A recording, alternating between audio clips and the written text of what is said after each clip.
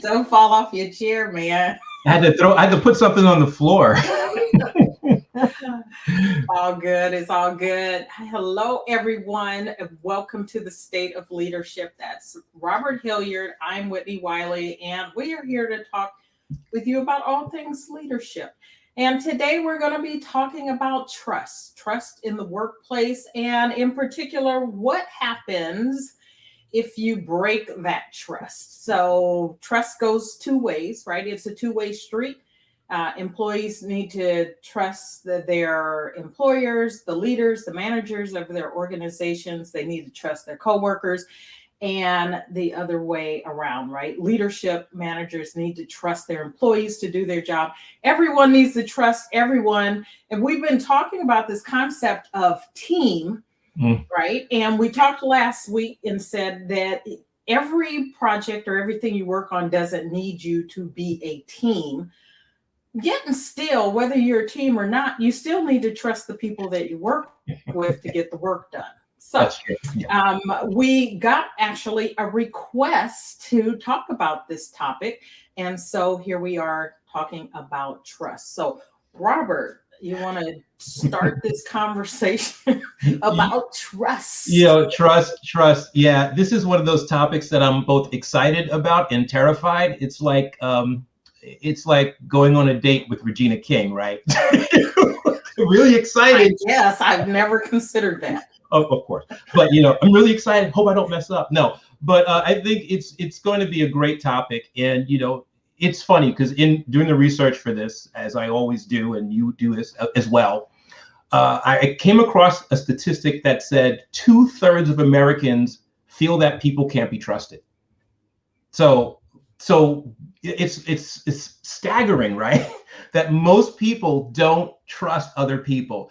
So it makes before you continue on that, because that's like in general, and I want to say that's very much in line with the statistics that I read about employees in the workplace.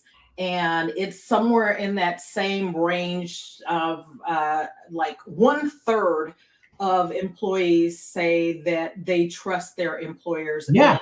That they're honest about the things that they say to them. So it's in alignment. Yeah, it's in alignment, right? And so what that means is when we trust someone, we're really stepping outside of what we normally do. We're giving something to somebody, and when it's broken, we really feel hurt by that. So it's really difficult to rebuild what was broken. And we talk a lot about using simple to do this. And so I'm going to just lay out some things, and then later on, I'm going to remix it. So simple, the S we know stands for being self-aware. That's really owning your part of whatever has been done to damage that relationship. A lot of times we go into these situations thinking that it's 100% the other person's fault, but being self-aware lets us be open to the possibility that maybe we've done something that maybe we weren't aware of in the moment, and that other person can bring it to our attention. Being intentional is really about, oh, we got somebody commenting. I love that.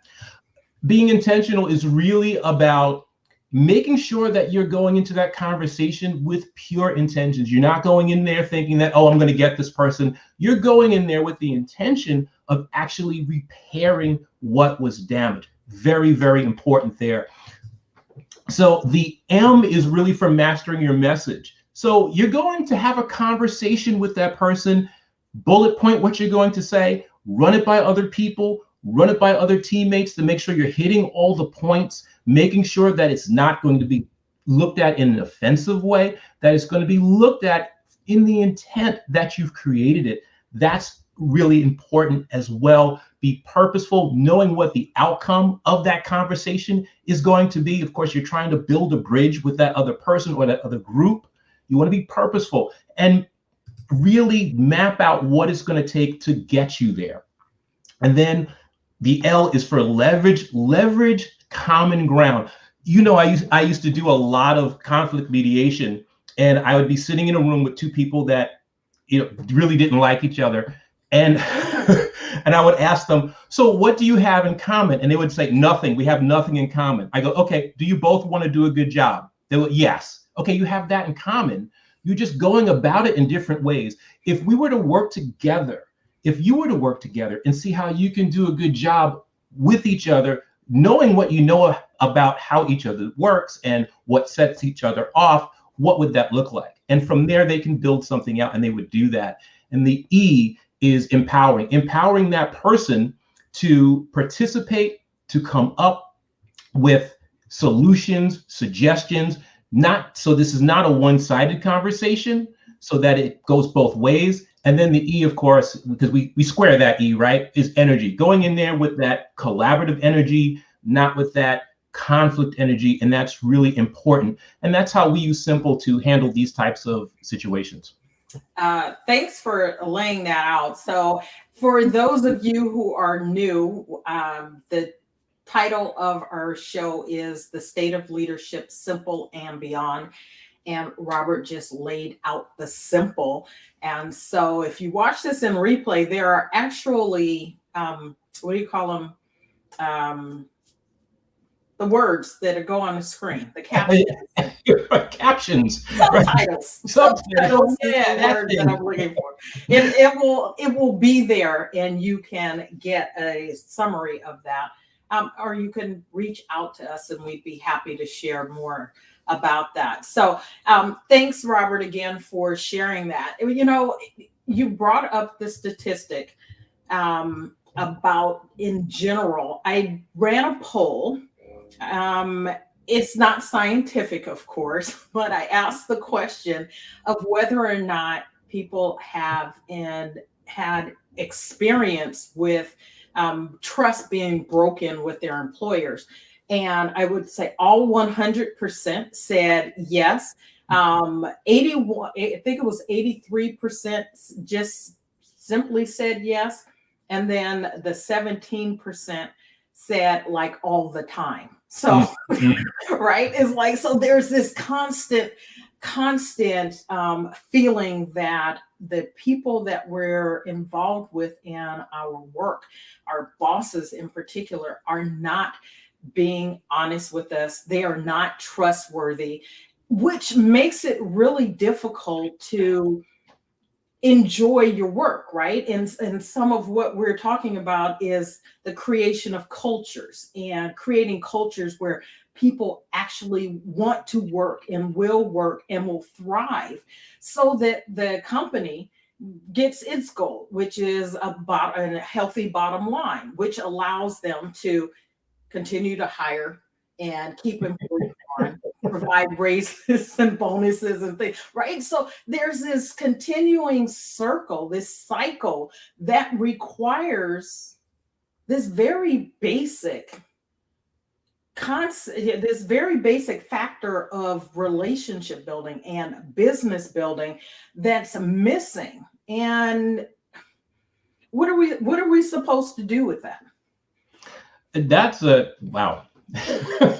That's a loaded question. You know, it requires change, and it requires leaders. And I think that we have to look at why we're not trusting each other, right? And why leaders aren't trusted. And we talked about this a little bit in the last two conversations that we had. And it's hard to trust somebody that's not walking the talk. And we this is something that we talk about. So if a leader tells you, I want you to all feel that you can come to work and socialize and make those connections, and you watch them do it, it's okay for them to go into their office and have hour-long conversations with their colleagues. And a lot of that is important and a lot of that is needed.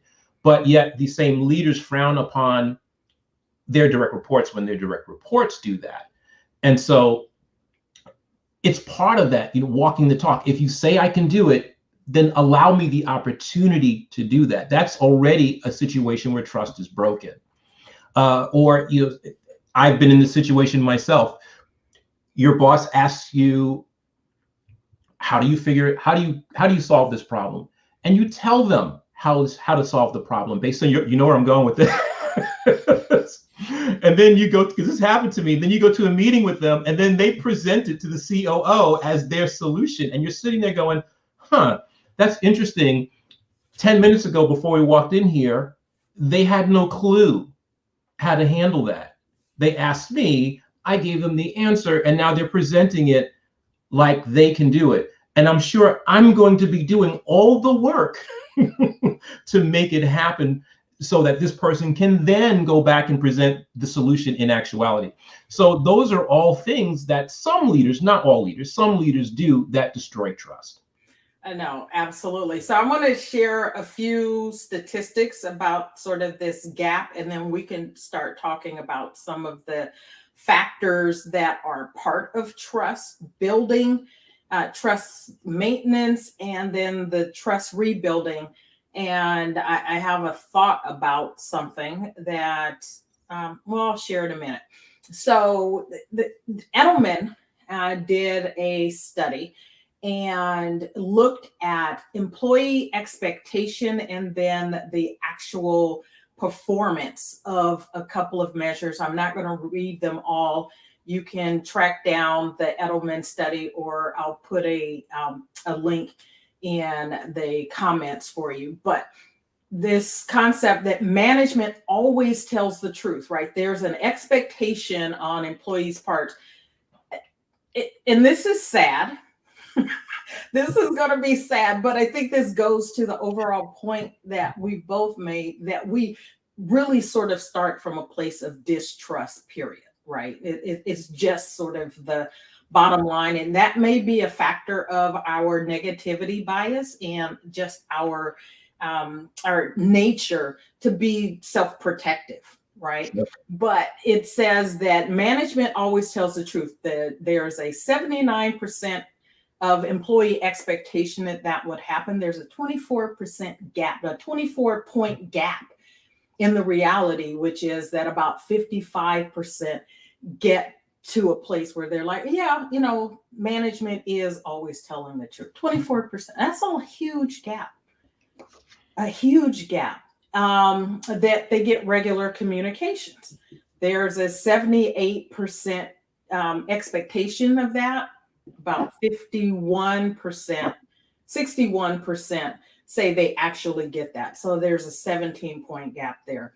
And then just the last one that I'm going to talk about, and then we'll talk about some other things, that there's a 64% expectation that organizations act on its values. And you were just talking about this. Well, it's like walk your talk, right? Just do what you say you're going to do. That's all I'm asking. And if you're not going to do it, then don't say it, right? Don't lay out an expectation that would happen. And there's a 14-point gap there, with about 50% saying they actually see that or get that or ultimately feel that.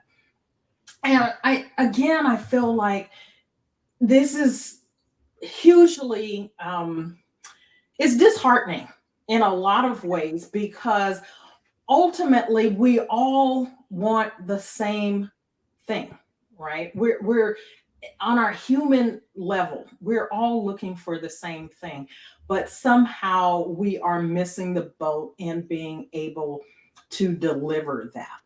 And so one of our commenters had made a point, and I'll put it back up again. And it's this distinction between what's happening at the top and what's happening, down below. And I think it goes to things that we've been talking about, is just we see it differently, right? We see it a lot differently. So what does it take then to build this trust, to create the trust, to build it, maintain it, and if it is fractured for some reason, to bring it back? So here's the interesting thing that I'm not going to say I discovered this, but thinking about this is ultimately it's the same thing all the way across, right? This is nothing new. It doesn't matter whether it's your personal relationships, work relationships, management to staff. It doesn't matter. Relationships require, a good relationship requires that there be trust. And so the way that you make this happen, particularly in organizations, is that you have to have open, honest, transparent communications, right? And there are reasons, and I won't say confess, but I will accept the premise that there are some communications that staff don't need to know. Right. I can accept that. However, you can't not communicate because there are things they don't need to know, because what happens? The void, it gets filled in. It will absolutely be filled in, right?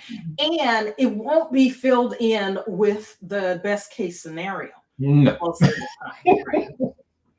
So open, honest, transparent communication, which means if there are things that you can't say or you feel like you shouldn't say for whatever reason, the transparent thing to do is simply to explain them, right? There are things that we can't explain at the moment or is not relevant for your understanding of what you're doing.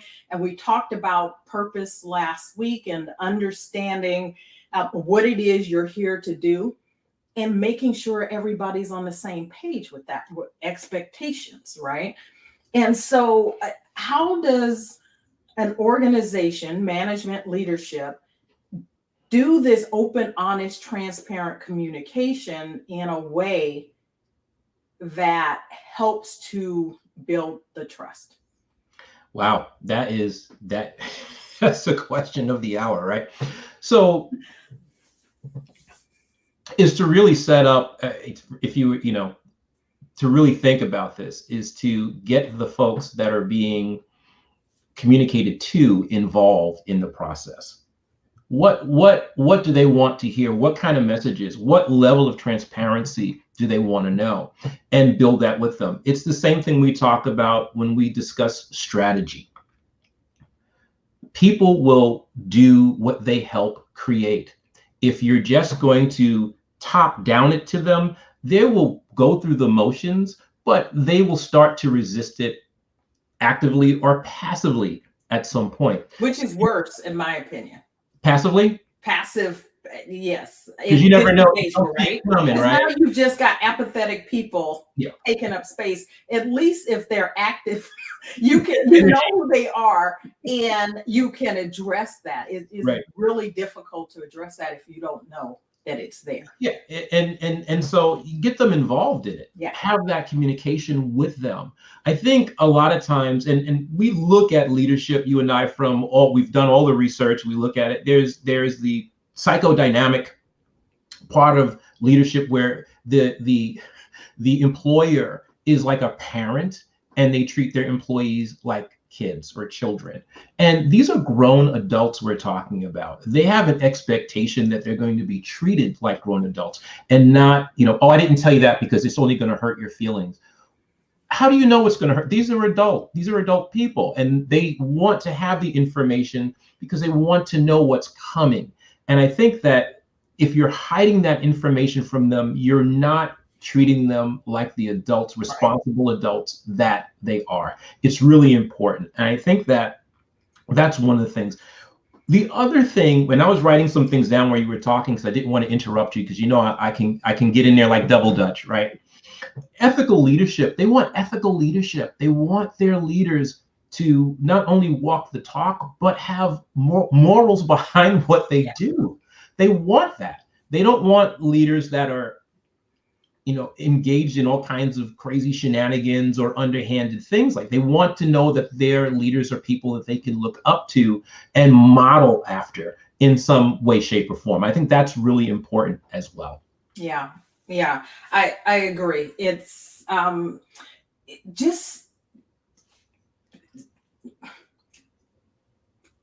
I think if you lay out what it is you can talk about, and I like your point about understanding what your employees want to hear and why. they want and need to hear it, right?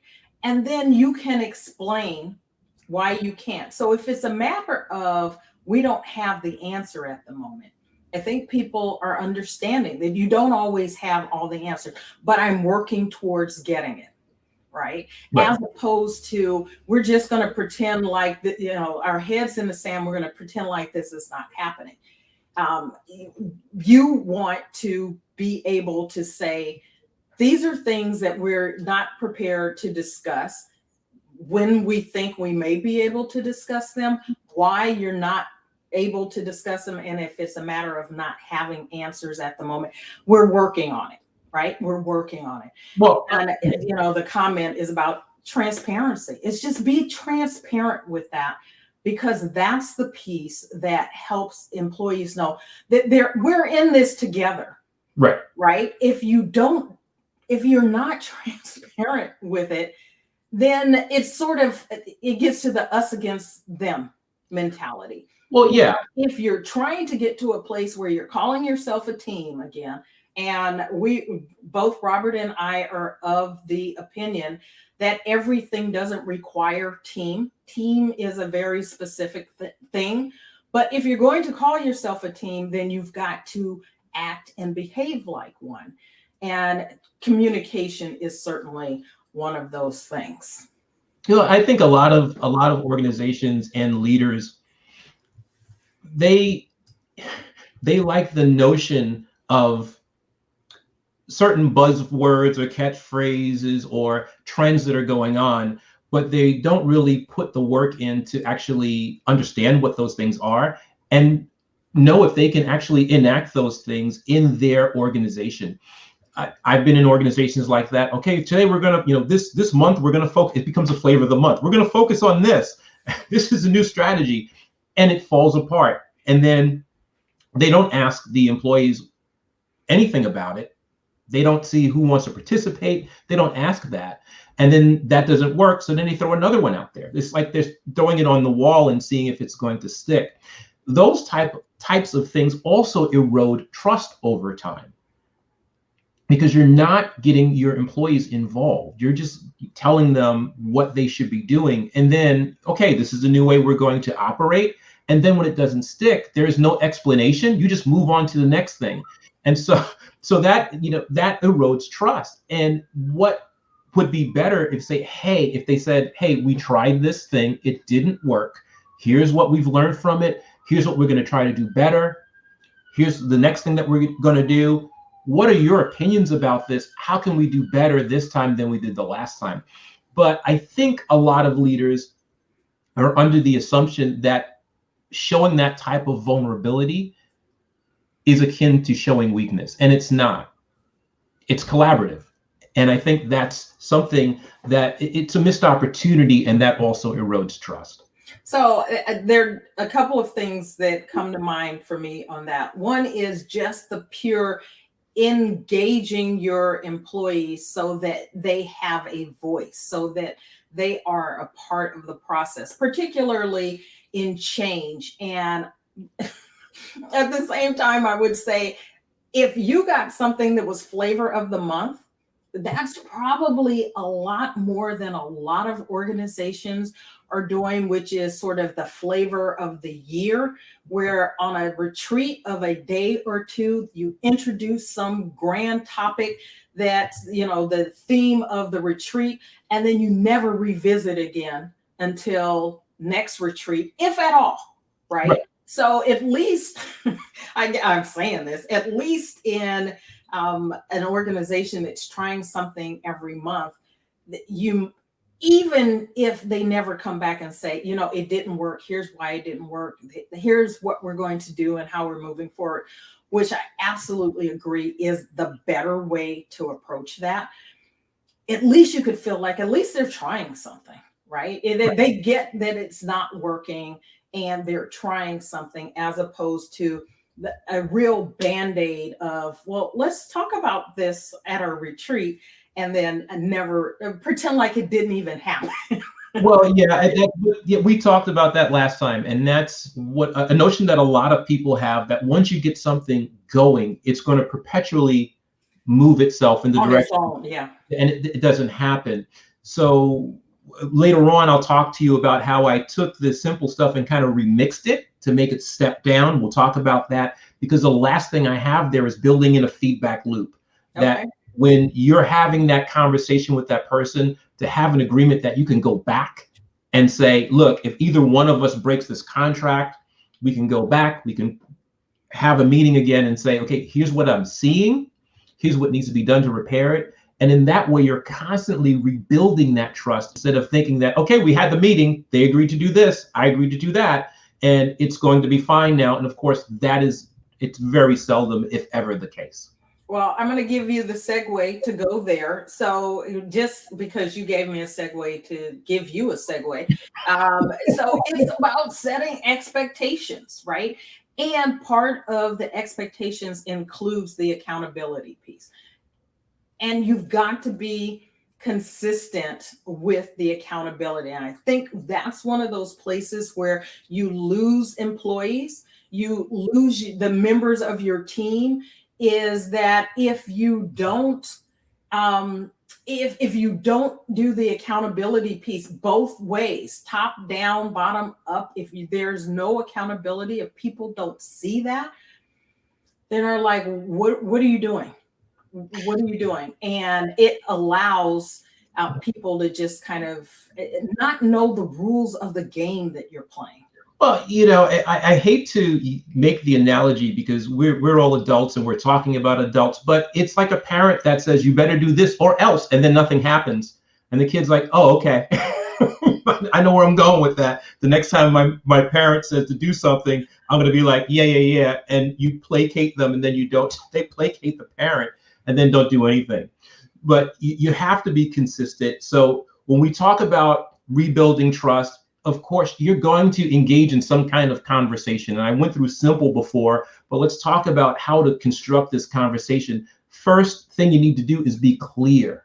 Yeah. Can you hold that? Because we got a comment, and okay, I want to get it sort of while it's still in. Sure. While what I said is still in the minds of our audience. So I'm assuming that that's dangerous advice is about the consistency piece.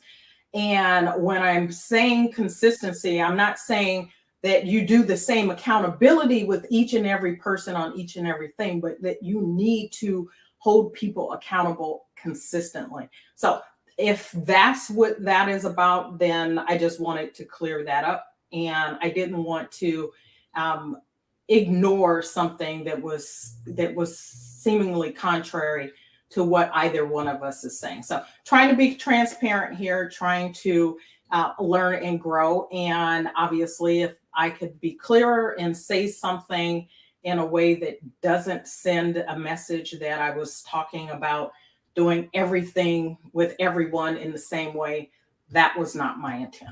Okay. Yeah, and with everything, you have to be able to look at it and change. You can't say this is going to be the one way to do something. Everything, this is just a framework. It's not a set in stone thing. You always have to be flexible with whatever framework you put out there, because things will change. The moment you put something out there, it's going to change. And this is why many strategies don't hold, because as soon as you put the strategy out there, the external environment is changing. You have to adjust that strategy that you put out there. So we're not saying that this is set in stone. These are just frameworks. You can mix and match them, move them, and add pieces and take away as per your situation. So when you're having that conversation, like I was saying, is you want to be very clear as to why you're having that conversation. What's the issue? What you saw. The next thing is you want to actively listen to that person. Active listening is very important. You do it for a couple of reasons. The main reason is because you want to make sure you're on the same page with that person. It also helps build rapport, but mostly when you start to have that conversation, they're going to say something back to you, and you want to make sure that you're understanding what exactly they're saying. So you want to make sure you're doing that. The next thing is you want to reflect their emotions. They have a right to feel the way they feel about the situation. Perhaps they think you're doing something that upset the balance, that upset the team. be willing to reflect that back to them, say, okay, it's understandable that you feel that way based on how you perceive that situation. That's very important. Then you want to own your stuff. If they're saying that you've done something that has harmed that situation, perhaps you don't know about, you have to own it. So you want to be open and honest about your feelings when you're going into that. You're not going into this conversation trying to catch them doing something wrong. You want to know how you can work together to rebuild that trust. And then you want to look for what you have in common. I talked about that earlier, and build out from there. You're looking for one brick that you can build the bridge with. You want to also model that after you have that conversation, that you're willing to hold them to, to trust them at their word, not try to catch them doing something wrong. It's not an aha kind of situation. I caught you lying to me again. But hold that they're actually being honest and open with you, and that they are telling the truth. Then again, the last part of that is allow for the mistake to happen, because it takes a long time to build new habits. They're going to probably mess up a couple of times, but that's where that feedback loop comes in, where you can go back, have that conversation with them so that you can look at what's going well, what's not going well, and make sure you're making those adjustments, because everything is not going to go according to plan. It very seldom does. That part is true. That part is true. And again, the point isn't to have some rigid process in place, right? Recognizing that, first of all, you're dealing with people, human beings, and you have to have flexibility in dealing with situations, dealing with the situation sort of case by case. But at the same time, when you have laid out, as we talked about earlier, these expectations, right? And you're communicating, and that's the piece. It has to be communicated expectations, not expectations in your head that are uncommunicated, because you've got a shifting target when people don't know what they're aiming for. And that goes both ways. So, you lay out the expectations, you're holding people accountable. We've talked about open, honest, transparent communications and engaging people, right? And then the pieces that you have mentioned. So we're rolling up on our, the time flies by so fast. It does. Any closing thoughts you want to share, something that we can leave the audience to take away in addition to what you've said, or to wrap up what you've said? Well, it's always a process, right? You can't, and we talk about this all the time, that whatever framework you're using, whatever type of strategy you're putting together, the external environment is going to change. You have to go back, you have to build something in there so that you are looking at what kind of feedback you're getting, making adjustments constantly, because as soon as you put something in place, things are going to change. And especially when you talk about people, there's a level of complexity that we sometimes forget. People deal with all kinds of things. So you have to go back and take a look at what you're putting in place to make those changes and to make those adjustments when you need to do that. And I want to just sort of tie this into the conversation we've been having the last couple of weeks. And if you haven't had opportunity to look at the prior week's conversation, we started this talking about this notion of returning to work and some of the struggles that organizations are having doing that, this return to office, and a willingness, I think, on some organizations' parts of being sort of honest and transparent about why they're doing it and why they're not, or why they keep changing their minds, right? And what it's doing is creating some angst, right? In an already uncertain environment, you're adding to that.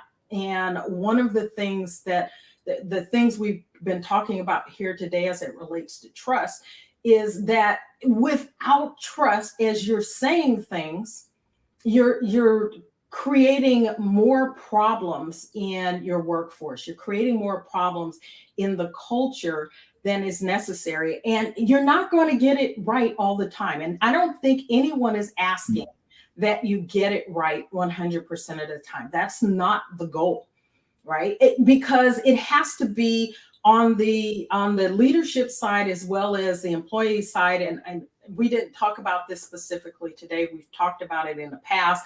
I know we'll talk about it more in the future, is this concept of being a learning organization, right? Being free to not get it right, but to continue to work towards getting it right, getting it better, and being okay with the learning process as you go along. So employees have to give that grace to leadership. Leadership absolutely has to give that grace the other way. But the way you sort of bridge that gap as you're doing that goes back to the open, honest, and transparent communication. Because without that, I'm not believing anything you say, and it doesn't matter whether you're making mistakes or not. I'm not listening to you anymore. And again, whether that's active and I'm acting out in that, or I'm doing that passively and sort of poisoning the well, underneath the surface, it's not good. It's not good. So don't laugh. Oh, sorry.